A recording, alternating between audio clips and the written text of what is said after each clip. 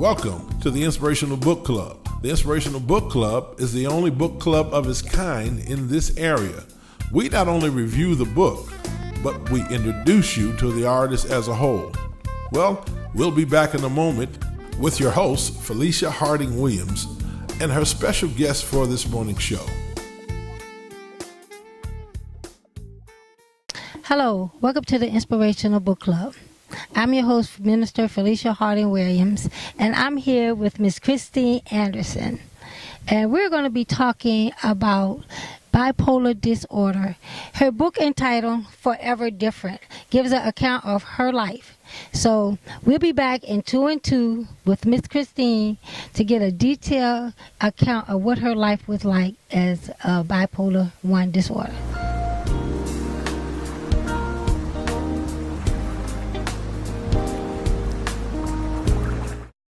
Miss Christine, how are you today? Good, how are you? Now, I didn't read all of your book, Forever Different, because I actually wanted to sit and hear the story. Because I got into reading it, I was like, wow, I can't wait to meet her and have her to actually tell me.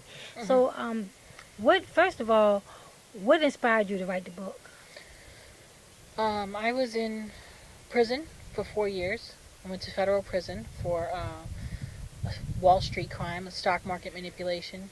And when I was in prison, I knew that I wanted to tell my story. Mm-hmm. Because so much of the media had covered the victims. Yeah. But nobody asked the person, my side of it. Mm-hmm. And so when I came home, my victims were upset that I got 18 months off of my sentence for finishing the drug rehabilitation program that they allow you to enroll into if you had a dependency, which I did on Xanax and drinking vodka. I would at any time take up to 12 2-milligram bars of Xanax a day. Wow. And drink it with, a fifth of vodka. Maybe start at 10 o'clock in the morning and not stop until I went to bed at 1 or 2 in the morning. I was constantly rapidly cycling mania. So I was more high than I was depressed in the disease. Yeah. Now, when they say mania, give me little more detail of what your mania is like. Because I'm bipolar also. But when I was going through your book and I was reading, I was like, my life was totally different from the way you lived. I mean, I went through the depression stage for a minute, and also, I have noticed that a lot of people with bipolar disorder, they have a dependency on some type of drug. Well, they try to self-medicate. Self-medicate. And it's not a conscious decision. No. You're chemically trying to balance yourself subconsciously. But my mania is impulsivity. I have impulsivity control. Yes.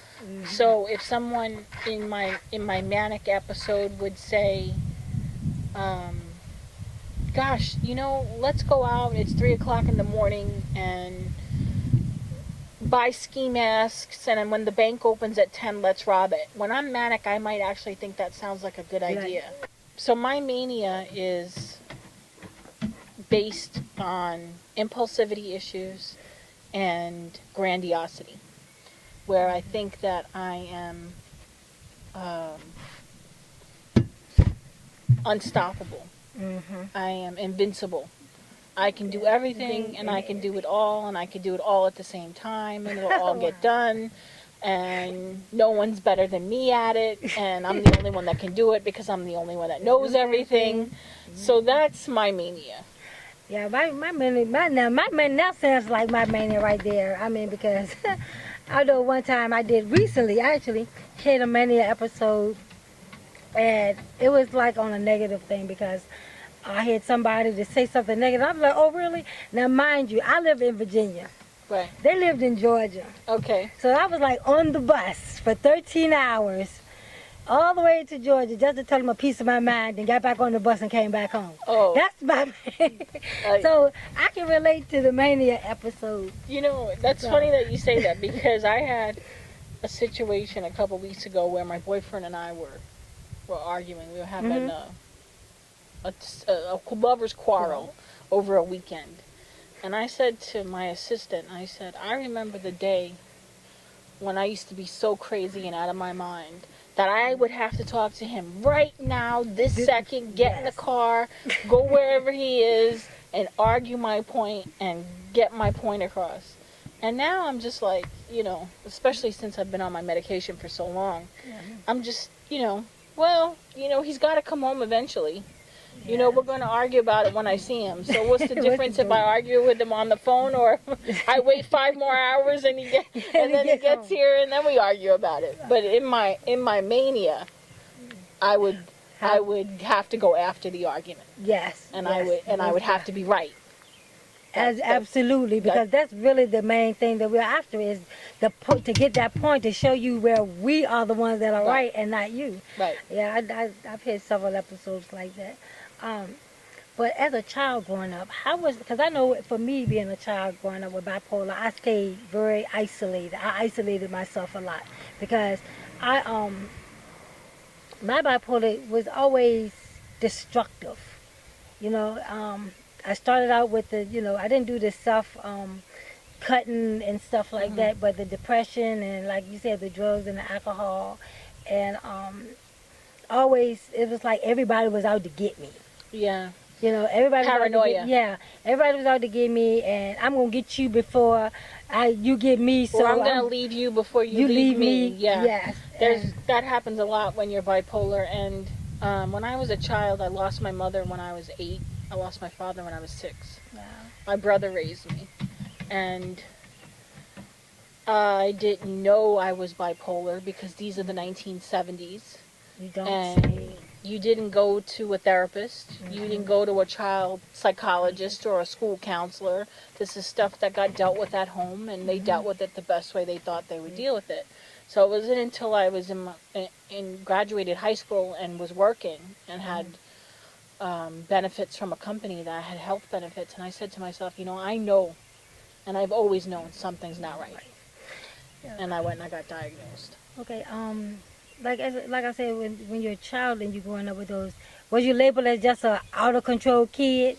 No, I wasn't out of control. Yeah, I was actually very quiet, great student, not really into trouble, although I would get in trouble for doing something ridiculous, you know, like staying out all night and saying I was at a friend's house and I was really out on the corner hanging out with the friends. But I was never really into trouble, and I didn't get into drugs until I was in my 20s. Yeah. Because when I say trouble, because like I know what really got me really focused on doing articles and stuff about bipolar is because, like you said, everybody always wants to point the finger at the negativity of the disease. And like I said, it's a lot of people with bipolar that don't say because it's taboo. You know, back in the 80s and stuff, you couldn't dare admit that you had some type of mental defect. Right. Well, first of all, it wasn't called bipolar. We're manic depressive. Right. We were manic depressive. That's right. We were manic depressive, and it wasn't called bipolar disorder until it became trendy. In the late 90s.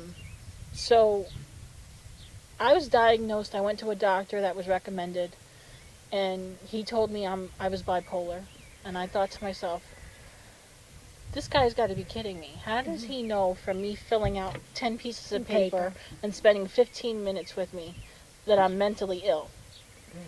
And he said, you need to take these 3 and see me in 30 days. And I went out the door and threw the prescriptions in the trash can on the street. As you know, in New York, there's trash cans on the corners usually. Threw the prescriptions in the trash can and said to myself, this guy is nuts.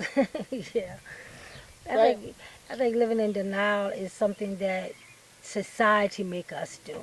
You know, it's not a conscious choice that we choose to do because we're bipolar, but because of the stigmatism, like being in the nursing field, which is what I do on like my regular job. I mean, if I was to be like, okay, yeah, I got bipolar, they would have never gave me my certification. Sure.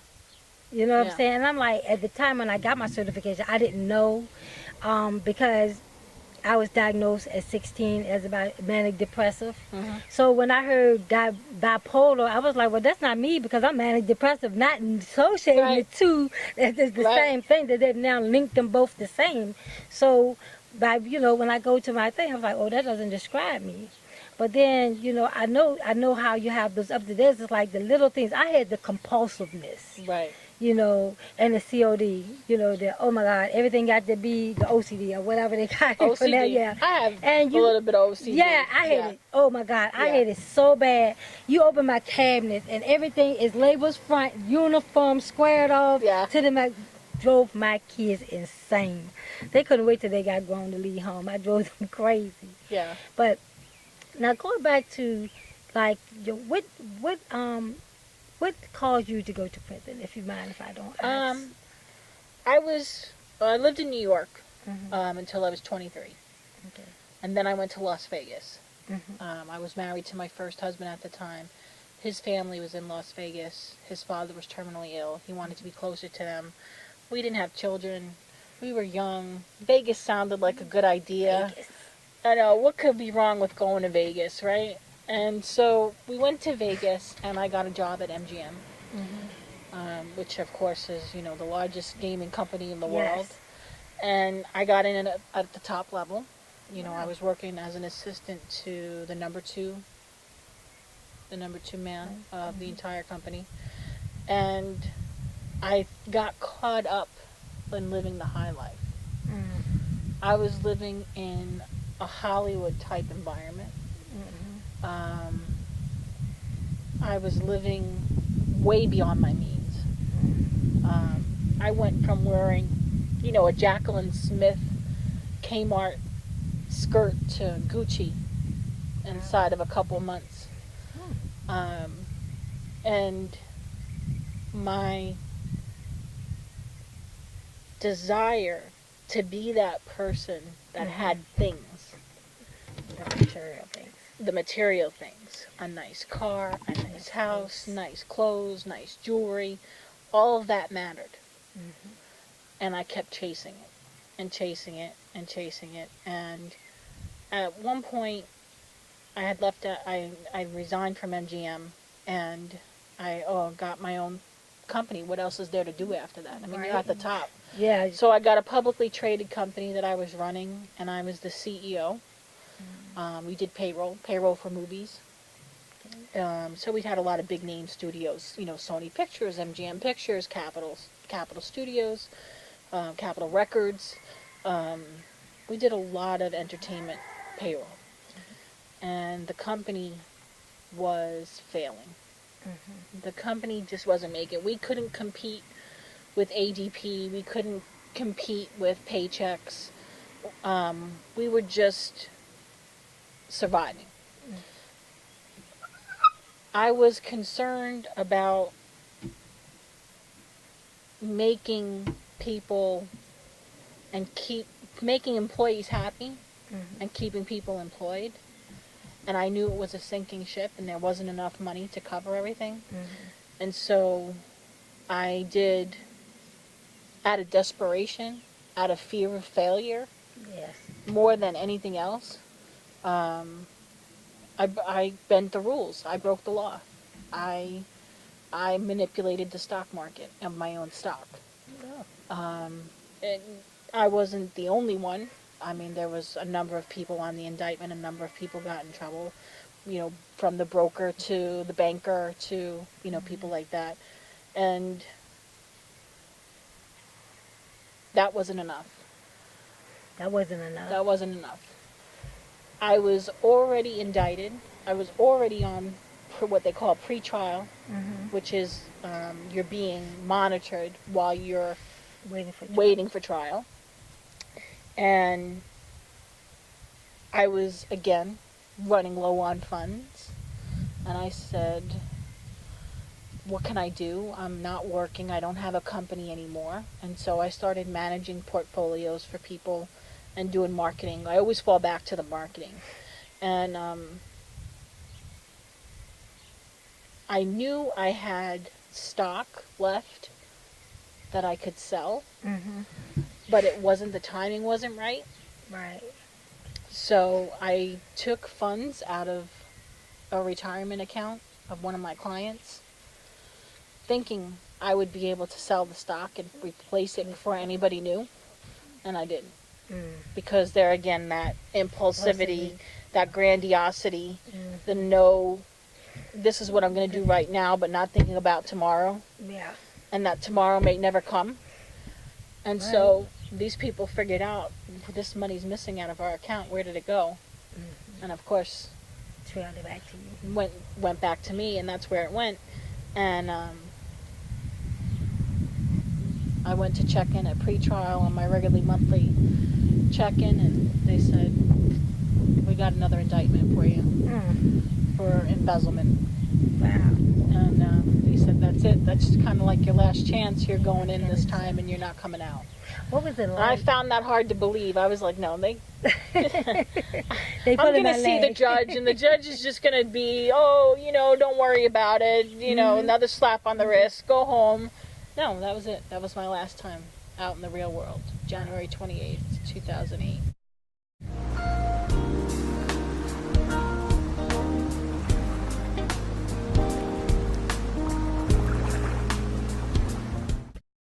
And we're still here with Miss Christine Anderson, enjoying and letting her tell us about her life and what having the disease bipolar really can be, because there are a lot of different levels to this disease, and society has a tendency to focus on the negativity. And we're here today to show and to teach you that there's a positive side to this disease.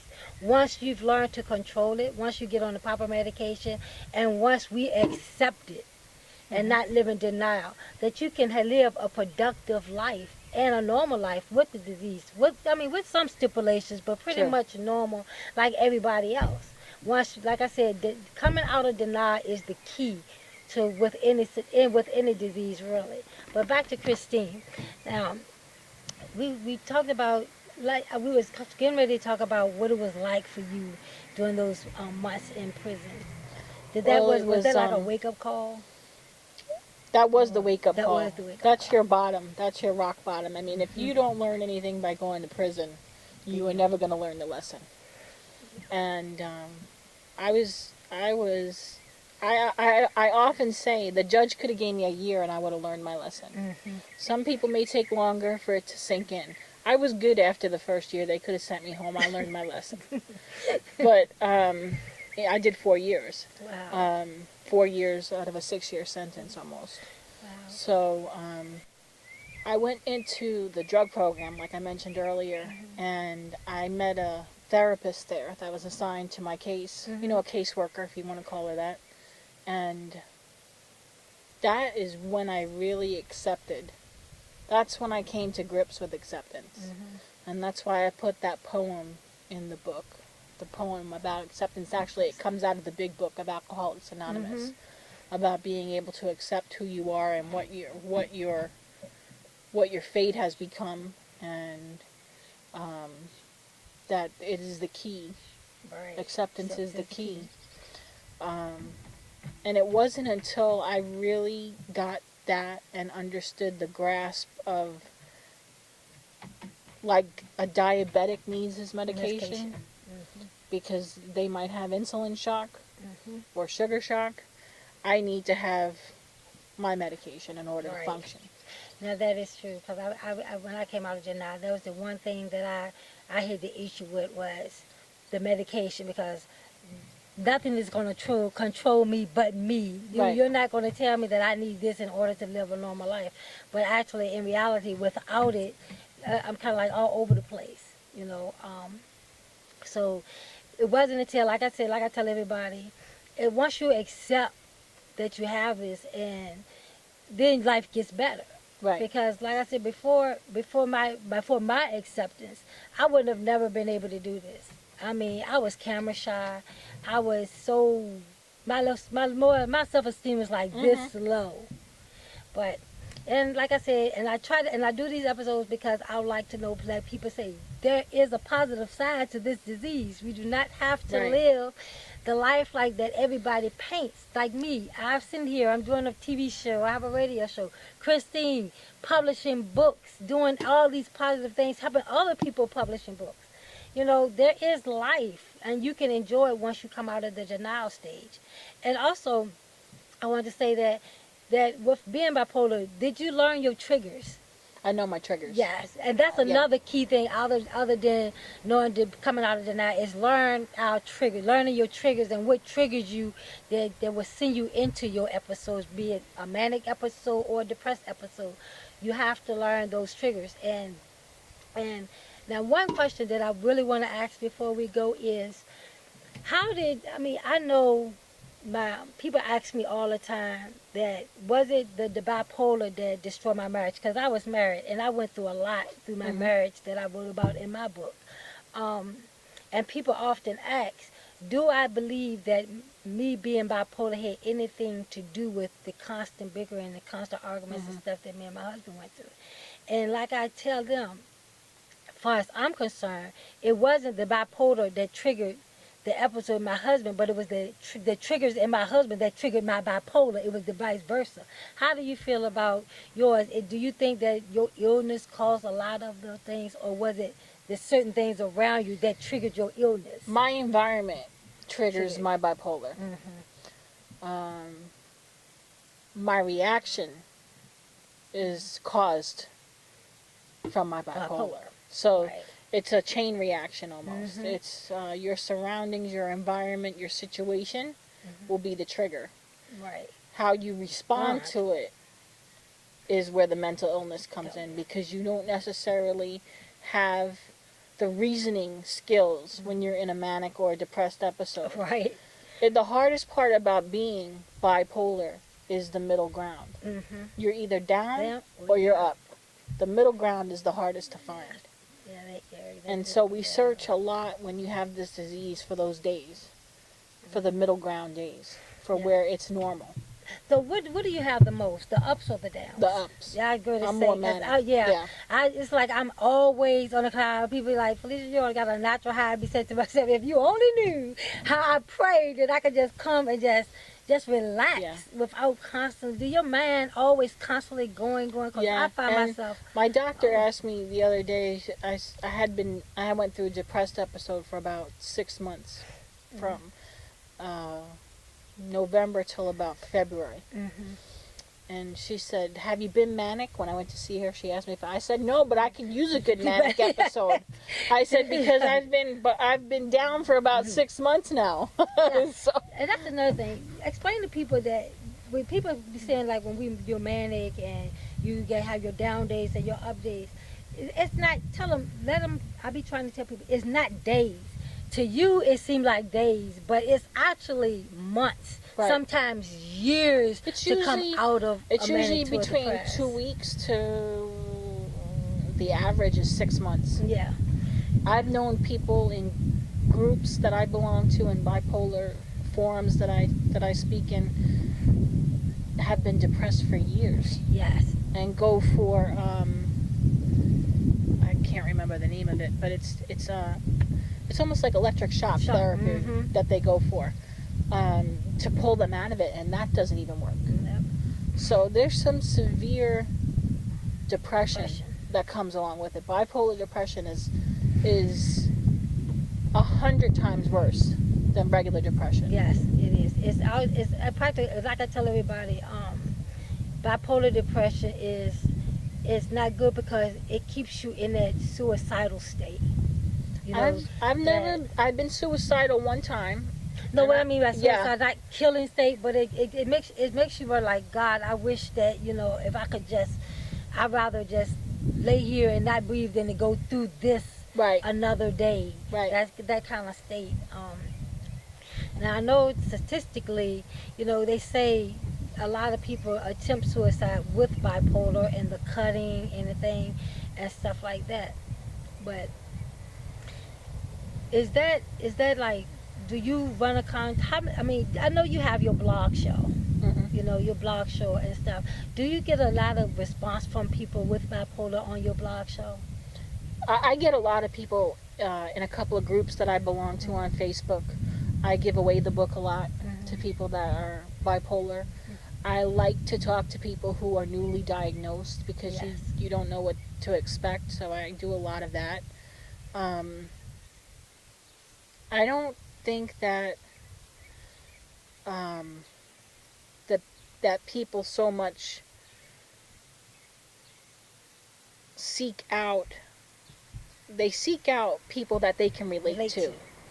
And I think that because of the history I have and all of what I've been through, and I think people find it easy to relate to me on different levels. Right, because it's easy for you to talk to you. Easy, yeah. Yeah, because it's more like you understand. You've been there, done that kind of sort of thing.